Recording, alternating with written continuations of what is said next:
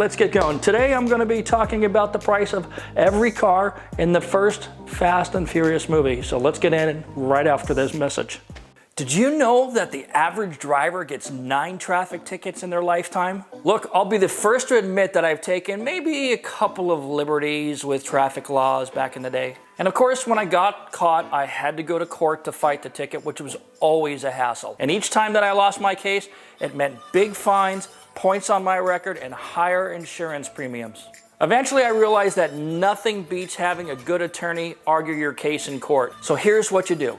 You download the Off the Record app to your phone and register for an account. And if you get a ticket, simply upload a photo of your ticket into the app and you will be quickly matched with a lawyer in your jurisdiction. Your lawyer will start working your case right away, and in most cases, you'll never have to set foot in a courtroom. Off the Record has a 97% success rate and a 4.9 star rating on Google. And guess what? They even offer a money-back guarantee if they aren't able to reduce the points or keep that ticket fully off your record. Best of all, I've arranged a 10% discount for all of my YouTube viewers, so download the app and register using the referral code FASTLIFE to receive 10% off your first case. So we're back. We're going to talk about what you might pay for one of these cars were offered for sale. Later, I will show you how to build one of these cars for less or how to buy an actual movie car. First, if you really want an actual screened used car, there are several ways to buy those cars.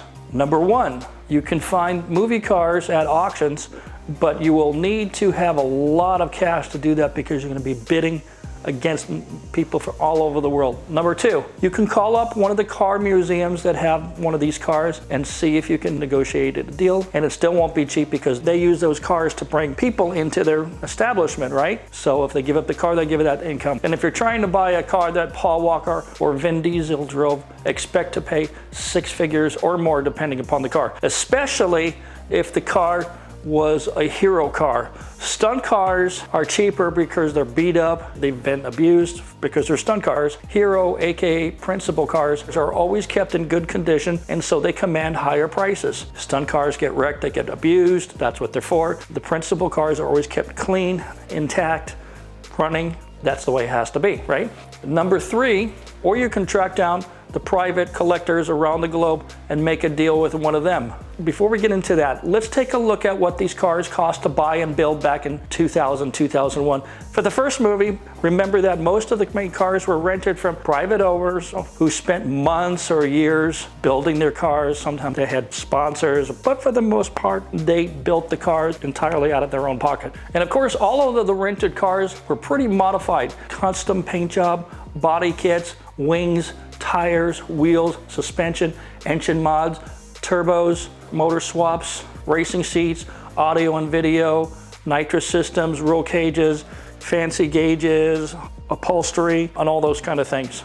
So as an example, if we had to buy and build exact copies, let's start with a 1995 Eclipse GS like Brian's, right? You could buy those cars in 2000 for about $14,000, add the body kit, the paint, the wheels, the tires, APR wing, suspension bits, Sparco seats, audio, video gauges, and a roll cage, and you'd be looking at about $25,000 investment back then. That is a good example. For Dom's RX-7, it was even more money. So whatever car we cast, we needed replicas. We needed 6 copies of this car, and back then MSRP on an RX-7 was about $31,000, but you could buy them for about $23,000 or $19,000, and then you slap a Veilside C2 body kit for about $3,400 with the wing. Add the Veilside Andrew Racing F wheels for another $2,200 or something like that. Painting the car would have cost about $7,000 here in California. Don't send me a DM saying that, oh, I can get it painted for $700 where I live. You and I are not the same. Then you put the other stuff in the intake, intercooler, exhaust, and other bits. You're looking about $50,000, including the gauges, the seats, the wheels, was under the hood. So let's just call it $50,000, and we needed to build a total of 4 and have a process car and a buck car. Johnny Trans was a rental from RJ DeVera, my co-technical advisor. As seen on screen, that car would have cost about $35,000 to just buy it, put the wheels, tires, body kit, wing, and there was nothing else on that car. Now we'll go to the cheaper cars. Each of the Heist Civics cost us about $8,500 to $10,000 to buy the car. Paint job for $4,000 each, a body kit and a wing for about $1,500, and a set of Axis Neo wheels and an axle back exhaust system for about another $300, for a total of about $14,000 to build each one of those cars. Not a big deal. Next we had the Acura Integra for Ja Rule's character. We had one hero car. It was a rental from Bill Cole. We had one backup car, which I think we spent about $15,000 on that car, and we got the wheels on it and put the decals on it and tinted the window, and we were done with that. We had one Maxima. It was used for Vince. It was rented from my wife. No backup car was needed. Letty's 240SX was also a rental, and we had to have two backup cars. Each one of the 240s that we bought were about $10,000 to $11,000. To build the Hero 1 car, it would cost more than $25,000, including the motor swap, wheels, tires, body kit, racing seats, all that kind of stuff. For Jesse, we had 3 VW Jettas. The Hero car was rented from Scott Sentra. 2 replicas were built. We did the wheels, the tires, the graphics, and the roll cage, the body kit, and that was it. We didn't copy the audio, video. We didn't copy anything under the hood. So those weren't very expensive. I think we paid $6,000 for each of these stock VW Jettas. So you get an idea what these cars were costing back then. Very cheap by today's standards. However, that figure doesn't include the cost to build the backup cars, or maintenance, or repairs, or transportation, and to and from set. So we buy these cars, spend a little money. I don't have the exact dollars and cents because I didn't see every receipt. So in order to save some money, we didn't copy the interiors of the Hero 1 cars because it made no sense to put racing seats and fancy stereos or the gadgets. So what do? To hide the fact that the interiors were not exact copies of the Hero cars, we tinted the windows dark. Also, we didn't modify any of the engines because we only showed one engine of one car. It was the Eclipse, and it was done with a farmer's market. What do you got under the hood? I see nitrous system, a cold air intake. I see an intercooler. That was in the Hero 1 car, which was used on set. The engine parts for the Supra that we saw were loaned to us by a speed shop in Tex. And you notice that you never saw the engine in the Supra with all the stuff that my car had on. All you saw is a layout of parts that were laying on the floor, and you were supposed to think that all those parts went into the Supra under the hood. That's not true. Some of those parts that were off my Mustang. I didn't cover loaner cars like the Ford Lightnings or the R33 GTR. Same with Hector's Civic, because it was also a rental or a loaner. When I added everything up, Universal spent nearly $500,000 just to rent or buy the cars in the first movie and build replicas of the Hero cars. Of course, this was 20 plus years ago. To do this today would be considerably more expensive. I think everybody realizes that. So about $500,000. Don't forget, we only had about $2 million to do all that kind of stuff, including maintenance, repairs, transportation, blah, blah, blah, blah. So we can look at what these cars are selling for today.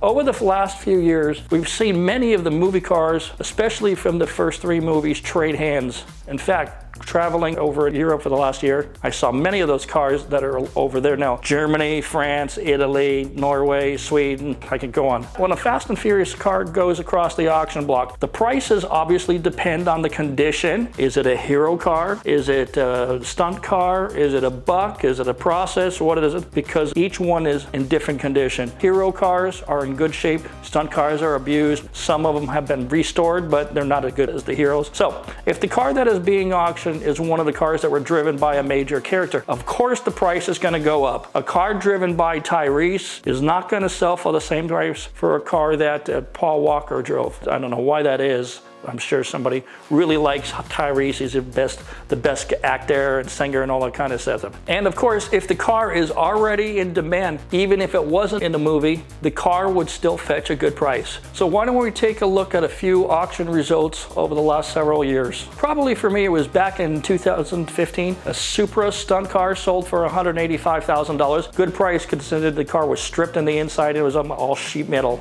On June 19th of 2021, a Supra from the first movie, which was used also in Too Fast, Too Furious, sold for $550,000 at Barrett-Jackson. I was there that weekend, and that was crazy to see that. That car was pretty clean, but it didn't have all the good parts. Anyway, that sale motivated me to do more research to see what other Fast and Furious cars are selling or have ever sold in the recent years. So I dug deeper.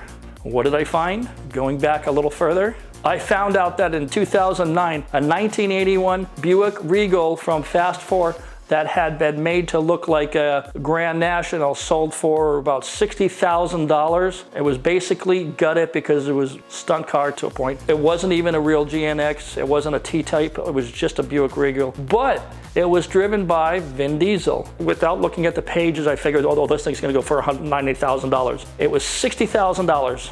They sold it for $60,000. That seemed to be very cheap considering it was driven by Vin Diesel. But the problem was, I think, number one, Fast 4 wasn't a blockbuster. It wasn't a great movie. It was kind of boring. If I want to see drug running, I can watch the news here in California. It's on every day. Number two, this car was just a garden variety 1981 Buick Regal. If it was a Regal T-Type or a GNX, it was sold for much more, over $100,000, I'm sure. And number three, around January 22, a Fast and Furious Eclipse, car number 35 from the first movie, went up for auction. This is the buck car from the first movie that had been cut up, but it sold for $170,500, including the premium at Mecum auction. That was a good number considering the history of that car. In May of 2023, I think it was, the orange Challenger from Too Fast, Too Furious sold for $112,000. That car was driven by Tyrese, but that didn't really help the price. I think the $112,000 sale price was more attributable to the fact that the car is a frame-up restoration. I saw that car, I watched it being built, and that car was immaculate. And again, in May of 2023, the Fast 4 Skyline GTR sold for $1.4 million at Bonhams in Europe. This Skyline was the only real GTR used in Fast 4. The backup cars were all GTTs. These very public sales of movie cars are just a drip in the bucket. Most of the cars from the first three movies that have sold in the last 5 years or so were purchased by collectors and car museums. From the collector side, there's 2 or 3 grabbing up at these cars. People like Gabriel Tremblay, who runs the Furious Garage YouTube channel, has been buying many cars from the first 3 movies. Then, of course, we have my buddies over in Germany, Chrome Cars in Germany. Martin Hahn over in Germany has a couple. There's a place in France, I think they have a few movie cars. I don't have the list of their collection, but I think they have a couple. Both of those groups are committed to buying and restoring Fast and Furious cars for their collection. So if you're looking to buy a screen-used movie car from the Fast and Furious movies, you're gonna need to drop some big money because you're competing with a lot of other people. So assuming you're well-funded, it comes down to where can you buy these cars? Where can you find them? Number one, car auctions. I'm talking about car auctions like Barrett-Jackson, Bonhams, Mecum, and the other auction houses. Beyond that, you have to go reach out to car museums in the United States, like the Volo Museum, Star Cars in Gatlinburg, Tennessee, maybe Desert Collection in Las Vegas and in Florida. But I don't think these guys are gonna let go of those cars cheap, if at all, like I said before. The last resort is to track down the private collectors around the world who still hold these cars. I've tracked some of the movie cars as far away as Norway, Sweden, Germany, Chile, Brazil, and even in Pakistan. I'm still tracking down cars from the first 3 movies. Last week, I profiled Neela's RX-H. I was told that 2 of the RX-8s were destroyed and the stunt car had survived. And now we're in the middle of putting the buyers in touch with the owner of the car. And that was after my video on this car went live last week, and the owner surfaced and the car is now up for sale, and it looks like there's a deal is gonna be made shortly. And I also know that there are still Tokyo Drift Mustangs floating around, and several other cars from Tokyo Drift still exist. So I'm going to work on those as well. Movie car business has changed very much. I remember 20 years ago, the studios wouldn't sell stunt cars to private owners because of the liability. You drive in a stunt car that looks really good, it was painted and cleaned up, and then you go over a speed bump at 20 miles an hour and the car breaks in half. Well, that's peculiar. and somebody gets hurt, everybody gets sued. As Universal winds down the Fast franchise over the next year or two, I'm speculating that whatever cars Universal is holding on to in case they have to reuse any of those vehicles to finish out the series. So it's likely that they will not start liquidating those vehicles until Fast 11 wraps up and it's all history. So as it's now here in May of 2024, I don't see how they're going to be able to film and market the movie by the spring of 2025. If I was a betting man, I would say it would be 2026, but we'll see. But what I really want to see before I die, I want to see some top cars from the franchise go to the auction. I would love to see the Hero 1 Eclipse go to auction, Dom's RX-7, my orange Supra, my old R34 GTR from Too Fast, Too Furious, the Ice Charger. I think one of them has already been sold. I'm not sure if it was a Hero 1. I think it was. However, sooner or later, we will start seeing some of the magnificent cars built by Dennis McCarthy's team. In 2020, the Ice Charger sold at auction. It now sits in the car museum, among others. It's going to be very interesting what prices these cars will command at auctions, because some of those cars are absolutely bonkers. And for those who can't buy a movie car, you can build one. I did the math. To build a replica car, it's still about the same price it was back in 2000. A lot of the parts have discontinued, but you can go onto Facebook groups and find parts. So look it up if you want to do it. One way or another, if you can't get your hands on a real car, there's one more option. Just go to all these car museums. What is it, 20 bucks to get in there? Just go. If you want to see these cars up and close, that is the best way to go. Take your wife, your girlfriend, or whatever you got going on, and just stand next to the cars, walk around, smell them, and just take a bunch of pictures and just realize that you don't have to own it. All you have to do is love it. Thanks for watching. Don't forget to subscribe and like. Thanks very much. I will see you again. Bye-bye.